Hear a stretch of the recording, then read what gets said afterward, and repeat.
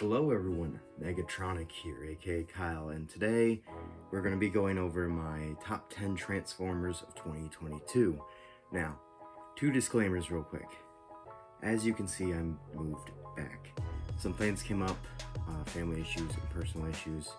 I'm not going to get into it because it's none of your business, no offense, and YouTube doesn't even know about it. Now, I'm doing this mid-December because I got all the figures that I'm going to be doing on top 10. I'm not going to be getting any really good ones that I know of. If there is, I'll edit it. If it's edited, like, right after Christmas, you know. Now, the lowest of the runners-up would have to be Transformers Prime Legacy Knockout. He is somewhat customized, if you can see the customized bits on him. Let me go over why he's in the runners-up. I do like this figure. The G1ification, I think, is a bit much on this figure, though. Other than that, he has a good remold of 86 Jazz. He pulls off the car mode, stunning. I personally like putting him side by side my Stumpticons because of the car mode, and I think it's a really good figure. Just not the greatest to me, and that's why he's in the runners-up. Now let's get to the second runners-up. Or we're going from worst runners-up to the best, so we'll get there. So this might bug some people that this guy is so low on the list, but G-Axis. I have my reasons for him. Yellowing, as you can see. Looseness. I mean, I did get a very early batch. I got lucky. Toy Wiz. I remember now. Toy Wiz on eBay was selling these guys super early, and I went ahead and bought him early. I wish I didn't, because he's yellowed. He's kind of loose. Just over time, he's gotten a lot looser. I messed with him, but not a whole lot as I would other figures, and that's why he's lower. It's just, test of time didn't really stand up, and that could be my bad for getting a super early batch. Your copies may vary, just I got very poor QC with him. Now let's go up one, and I'm going to have to put APC Toys Bulkhead. Now, this guy is customized to be a bit more show accurate. I didn't really enjoy the tan. I left it on his toes though. But he's low on this list because he's good. He's a good figure. Don't get me wrong. It's just I don't get much enjoyability about posing him or not. Because of how bulky this figure is, and it's nothing against the figure. Things collide when you're posing. He doesn't have that much posability on him. Which, once again, it's not that, this is like a 10-year-old figure, technically, just reissued. So, it's not the fault of the figure. Transformation's good, vehicle mode's good, robot mode's good, the cannons he came with are good. This is a good figure, but enjoyability-wise, and financially-wise, he's lower on this list. I did pay about $60 for him. 50, 60. Just, that's why he's lower. I don't think he's amazing, but he's a great bulkhead for your Transformers Prime collection. Let's go up one. I'm going to have to put Transformers Alpha Trion, the Hero is Born pack. He's a decent remold of the Sweep/Scourge. I wish he didn't come with a gun. I wish he came with something like a welding thing, or a different face that would give him a younger face other than this. Which, this isn't a bad face, it's just in the episode where the aerial bots come to Alphatron didn't have a beard, but I understand why he has a beard. So, because this is how he looked throughout G1, essentially. Now let's go up one. And of course, I'm going to have to put Orion Pax right above him. I think Orion Pax is a bit better on how Alphatron was done. Same complaints, I wish he came with different accessories than cut, but I get how fans have to be mold gang together. He's a good figure, don't get me wrong, this is a good figure. So some QC issues I do have is some paint chipping here and there on his face, on his legs, on his chest. Some things are loose, like this arm's stiff, but then this arm is a bit looser than I want it to be. And yeah, that's why he's a bit lower. Second to last runners-up would have to be Transformers Legacy Deluxe Tarantulas. Tarantulas is a great figure. If I didn't already have 10 figures on this list, he would have made the list, and same with my other runner-up that I have next. He's amazing posability, everything you would want out of a Tarantulas. Not really too many complaints, it's just I wish he had a bit more paint on him, some yellow on his legs, his abdomen to be black and yellow, and the back of his head to be black and yellow, because I'm watching Beast Wars right now, and this guy's very accurate, just needs some extra paint, but I understand budgetary concerns, and we even got his trans-metal weapon, Saw Blade, so I'm not complaining too much with this figure. You get your bang for your buck, very posable, and probably one of the best deluxes we got out of Legacy this year so far, in my opinion. Now, the very last runners-up would have to be the Transformers Autobot Pack 15th Anniversary Studio Series Ironhide. As you all know, I'm a huge fan of Ironhide, whether it be G1, movie, Bumblebee movie, animated, Prime, you name it. I always have a bias towards Ironhide because he's my favorite Autobot. Just amazing figure. He went down to Tennessee with me, same thing with Bulkhead on accident. I enjoyed him throughout the Tennessee trip, gonna put him down. My only complaints with him is that the feet have the wheels on the bottom, so when you place him down, the wheels are touching the ground and not his feet. He doesn't have a waist swivel and no ankle tiltage, but I put this for the bang of your buck because he's on eBay for a lot of money. He's a great figure. I mean, he has decent posability other than lacking in some things, but other than that, this is a really outstanding Ironhide. And if you can find the Autobot pack still on Amazon, or I know they were on that Black Friday sale for only $100, that price was really amazing for these guys, and I kind of wish I waited to get them for that, only $100. But you know what? These guys are well worth it. Well, Ironhide, Ratchet, and Jazz, at least in my opinion. Optimus Prime, Bumblebee, however, no. That's why they're not on this list. So let's continue. Now let's get into the top 10. For number 10, we have Transformers GDO Ironhide. Now, this thing was one of my holy grails. I really wanted this big old boy, and I finally got him. He's a really good figure. If you own the Dark of the Moon Ironhide, it's pretty good. If you want a G1 colored Dark of the Moon Ironhide, good luck trying to hunt this down. I got mine damaged for $100. I know 100 may be a lot for some, but this is only $40 more than leader classes nowadays, so yes. This list I'm doing enjoyability and financiality. I'm doing that because I want to get enjoyability out of the bang of my buck. So this is how the list is, just see. At number 9, we have Transformers Legacy Armada Voyager Starscream.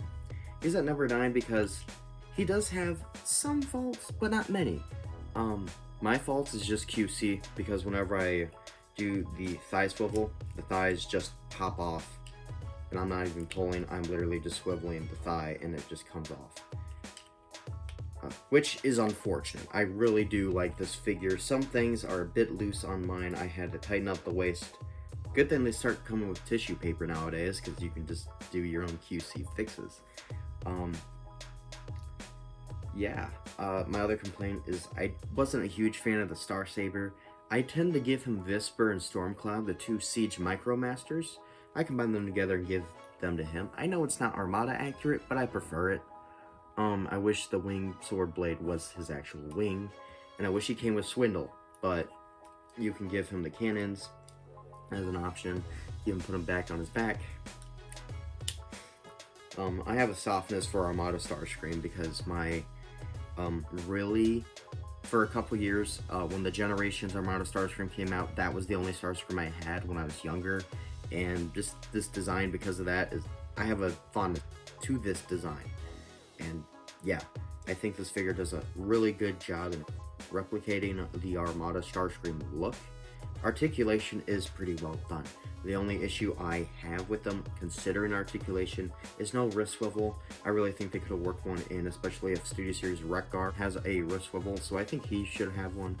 And yeah, I really do like this figure, other than the thigh swivel and some looseness here and there, and no wrist swivel. But he's a good number 9. Now, moving on to number 8. This was a difficult guy. I really like this figure, and probably one of my, my top 3 favorite Legacy figures of this year. Transformers Voyager Class Legacy Beast Wars Inferno. Now, my only complaint I have with this figure is that he doesn't come with his actual flamethrower. This is his butt thruster thing, and just, I have to demonstrate on how good he is. They even painted the back. Like, they even painted all of that. They did not have to. And I think it is smart how the butt thruster is the gun. I'm going to have to get an upgrade kit for him. Why is he so low on the list? I had other figures that I enjoyed this year, and I have only had a couple days so far to enjoy him. Same with Tarantulas. Funny thing is, I got them together, and Tarantulas technically awakened him. So, I thought that was kind of cool that I got them together. But yeah, amazing paint, amazing posability. Another issue that I forgot, his feet can't move forward. And for the people complaining about his knees, they go that far, like so. But if you untab it, because of transformation, you get a much deeper knee bend if you just untab the little click in his knee. And yeah, even if he didn't have that, I'd still like it. Very posable figure, very good figure. His mouth even opens. Very amazing paint detail. I do wish there was a bit of dry brushing on his head. Other than that, good figure. Now moving on to number 7. We have another APC Toys figure. Technically, this is a Transformer because it's based on a character and just a redeco. With this, I do have custom paint on him. This is the Japan version, the newest version of Optimus that they released because it was the only one available I could get. I did paint up his guns and swords and thighs. And I just put more silver on him just to make him more show accurate. I really enjoy this figure. I like really enjoy. My complaint is I wish he came with silver Autobot decals, but oh well. If you order them off of TF Safari, you will get decals with your copy. I did also paint this silver chrome-ish. But this is a really good Optimus Prime, and I have to say, one of my favorite Optimus Prime figures. And I do have a little softness for the RID Prime Optimus Prime, because that's what that was the Optimus I grew up with. Now, moving on to number 6. And keep in mind, before I show this figure, enjoyability and financially. I have to put Masterminds Creations Carnifex, aka Overlord. Now, 1, he's based off of IDW Overlord, so he's a Transformer to me. 2, why is he only at number 6? Enjoyability and financially speaking, he's kind of lower. I enjoyed him, just sometimes when I'm messing around with him, he falls over sometimes, which, you know, I could hold him better, but at the same time, it kind of gets annoying after a while. Some joints like to clash on him, especially with how big he is, but I knew that when I bought him. He's a really outstanding figure, and if he's still on BBTS, order him. Even though he's like $300, $400, he's a great figure. And yeah, he's a really amazing Overlord. I don't need my Titans Return Overlord anymore, so yeah. Just overall an outstanding figure, and I think he's a good piece to anyone's Masterpiece collection. I'm not a huge Masterpiece guy. I get a couple here and there. I own KOs. I stopped collecting Masterpiece practically. I mean, I get them like maybe once every year, maybe once every 3 years, so. But if you want an IDW Overlord, get this guy. It's a really great figure. On to number 5, and yeah, I have to put 86 Ironhide. Yes, Ironhide technically been in this video 3 times. Sorry, I like Ironhide. Now this guy was going to be higher, but sadly, I got hit with a QC on this guy. Right out of the box, he was loose. The thighs were loose, so I had to put in some of his paper stuff that his guns came in. Thank God for the paper, tissue paper. But this thigh is a bit loose, this one's a bit better. Even the thigh rotation is super stiff now because of how much I put in. I haven't done the crotch hack yet. I'm going to cut that up at a later point. Whenever I try and just swivel his arm, it just pops off, which, sadly, same with Armada Starscream. This is why these guys got hit to the lower points. It's because of bad QC with mine. If he was a good figure, he'd be higher for sure. But this is the best G1 Ironhide we have gotten to date so far. And if you ever see him in retail or just see him on Amazon, I'd go ahead and get him. Yes, the different molds of red is a bit weird, but when you're buying an all red, practically a figure that's almost just red, you're gonna have to get used to it because Hasbro has to use an unpaintable red plastic, which is a lot more durable than normal, the regular red plastic, and then the painted red plastic over the clear blue, which is very understandable, and I quite do enjoy this figure. And he is amazing on posability. Feet are amazing. Just everything about this figure posability wise is great. He can even look up pretty good.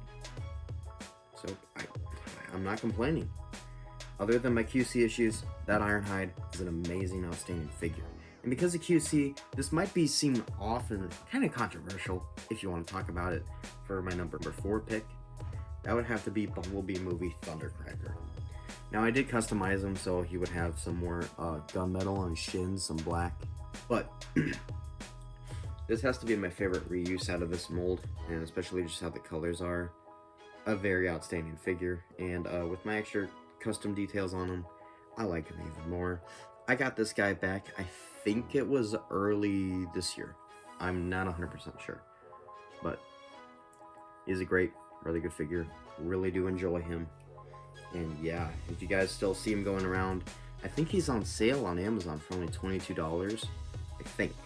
I would pick him up. He's a really outstanding figure, and decent posability on these guys all around, and it's Thundercracker, so that adds to the character. Now, off of 4, let's go on to 3. Transformers APC Toys Dark Master Megatron. It has to be a very, very good. This is a very good figure. My only issue is no waist swivel, but he is just an upscale of the deluxe with extra stuff. I love the cannon. I don't have the LEDs because I can't find them anywhere. The sword blades are a nice touch. The dark energon saber, the dark saber is just amazing. And then if you get them on TF Safari, which I did, you get the label. So I had the Decepticon sticker on them, and just this guy is so nicely painted. So much better than the original Megatron, which I did grow up with.